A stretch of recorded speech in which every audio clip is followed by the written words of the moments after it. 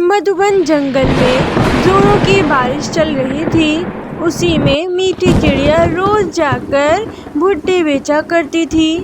میٹھی بہت صاف دل کی چڑیا تھی۔ وہ کسی کو بھی پریشانی میں نہیں دیکھ سکتی تھی۔ وہ ہمیشہ سب کی مدد کیا کرتی تھی۔ ایسے ہی ایک دن میٹھی بھٹے بیچنے جا رہی تھی، تبھی بارش بڑھنے کی وجہ سے وہ اپنی چاچی کے گھر چلی گئی۔ ارے میٹھی، آؤ آؤ۔ ارے چاچی، آپ کی طبیعت ٹھیک نہیں لگ رہی۔ ہاں میٹھی، یہ بارش کی وجہ سے مجھے تھوڑا زکام ہو گیا ہے، اسی وجہ سے کمزوری بھی ہو گئی ہے۔ ارے چاچی، آپ کی طبیعت تو واقعی میں بڑی خراب ہو گئی ہے۔ آپ آرام کریے اور باہر بھی مت نکلیے گا۔ ارے لیکن میٹھی، مجھے اناج لینے باہر تو جانا ہی ہوگا، ورنہ میں گھر میں بیٹھے بیٹھے یوں ہی بھوکی مر جاؤں گی۔ چاچی، اس کی چنتا آپ مت کریے، میں کام سے آتے وقت آپ کے لیے اناج لے کے آؤں گی۔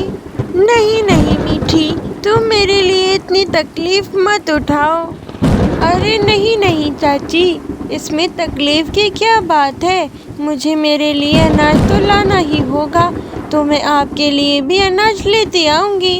شکریہ میٹھی بیٹی۔ ارے اس میں شکریہ کی کیا بات ہے چاچی جی؟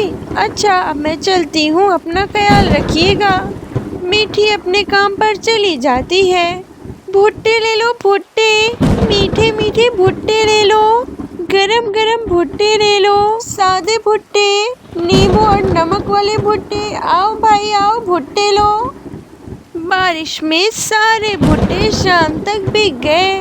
شام ہوتے ہی میٹھی نے اناج اکٹھا کر لیا اور پھر اپنے گھر کے لیے نکل پڑی، اور راستے میں جاتے ہوئے اپنی چاچی کو بھی تانا دینے کے لیے چلی گئی۔ میٹھی، تمہارا بہت بہت شکریہ بیٹا۔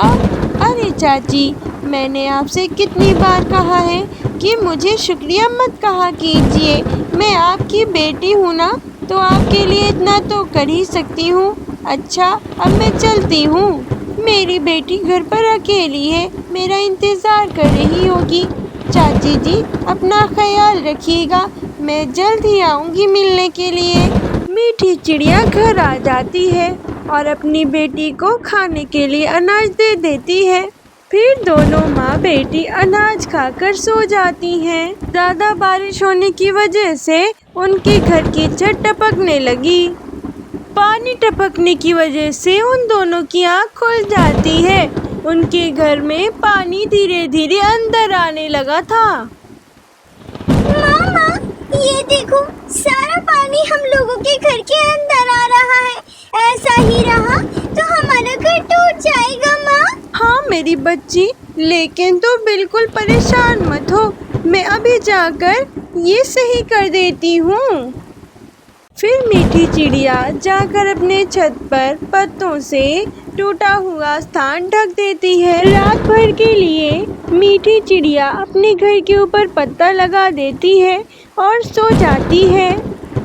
پھر جب اگلی صبح ہوتی ہے تو میٹھی چڑیا گھاس لے آتی ہے اور کچھ لکڑیاں بھی اسی سے اپنا ایک گھاس کا گھر بناتی ہے۔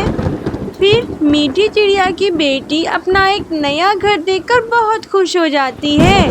پھر دونوں ماں بیٹی اس گھاس کے گھر کے اندر جاتی ہیں۔ وہ گھر اندر سے بڑا ہی خوبصورت لگ رہا تھا۔ دونوں ماں بیٹی اپنا نیا گھر دیکھ کر بہت خوش ہو جاتی ہیں اور دونوں خوشی خوشی اسی گھر میں اپنا جیون بتانے لگتی ہیں۔